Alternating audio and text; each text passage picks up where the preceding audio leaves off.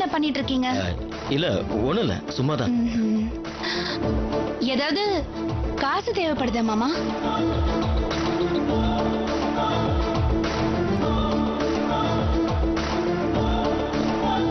இல்ல அதெல்லாம் ஒண்ணு வேண்டாம். என்கிட்ட வாங்கினா ஒண்ணு தப்பு இல்ல.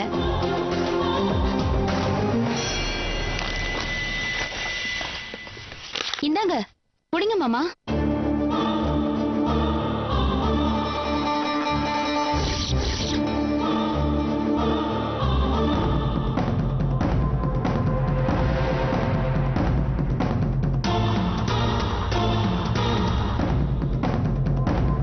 பொண்டாட்டிய வேலைக்கு அனுப்பிட்டு புருஷன்காரன் வீட்ல இருந்தா இப்படிதான்.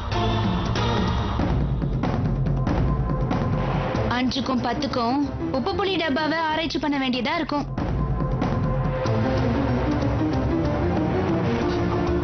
சொல்றேன்னு தப்பா நினைச்சுக்காதீங்க மாமா. நீங்க மட்டும் மனசு வச்சிருந்தா ரஞ்சினி அக்கா ஏசி ஆனத்துல இருந்து இன்னிய தேதி வரைக்கும் 4-5 லட்சமாவது நீங்க சம்பாதிச்சிருக்கலாம். ஏன் தான் இப்படி இருக்கீங்களோ தெரியல.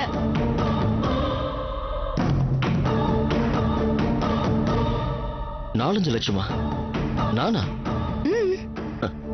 என்ன சொல்ற? ஊர் உலகத்துல என்ன நடக்குது, யார் யார் எப்படி நடந்துக்கிறாங்கன்னு கொஞ்சம் கண்ணை திறந்து பாருங்க.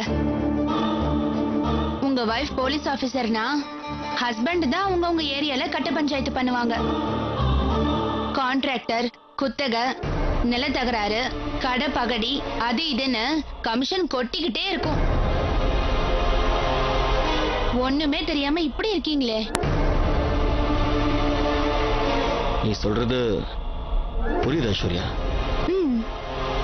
ஆனா ரஞ்சினி இதுக்கெல்லாம் ஒத்துக்குவாளான்னு சந்தேகமா இருக்க. அவங்க எதுக்கு மாமா ஒத்துக்கணும்? அவங்கள கேட்டுட்டா நீங்க பிறந்தீங்க, இல்ல உங்களை கேட்டுட்டு தான் அவங்க எல்லாத்தையும் செய்யறாங்களா? கடவுள் தூண்டில தான் கொடுப்பான். மீன் பிடிச்சு சமைச்சு சாப்பிடுறது நம்மளோட கடமை. இப்படி அப்பாவியா இருக்கீங்களே, உங்களை நினைச்சாதான் எனக்கு வருத்தமா இருக்கு. பணம் மட்டும் இல்லனா உலகத்துல யாருமே மதிக்க மாட்டாங்க மாமா. ஏன் உங்க அம்மாவே எடுத்துக்காங்களேன். வீட்டுல நம்ம யாரையாவது அவங்க மதிக்கிறாங்களா? இருக்கோமா, செத்தோமா, சாப்பிட்டோமா, தூங்குனமான்னு ஏதாவது ஒண்ணு கேக்குறாங்களா?